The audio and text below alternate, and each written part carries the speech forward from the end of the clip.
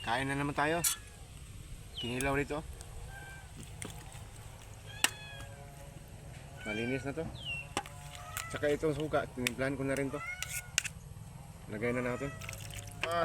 Sabi mga idol. Pula-pula sa sili mga idol. Ito yung totoong kinilaw mga idol.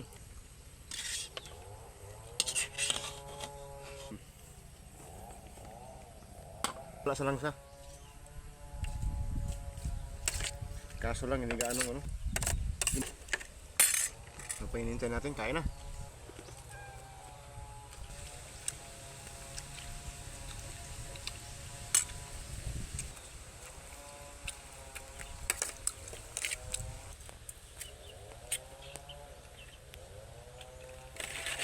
Grabe, anghang talaga mga idol.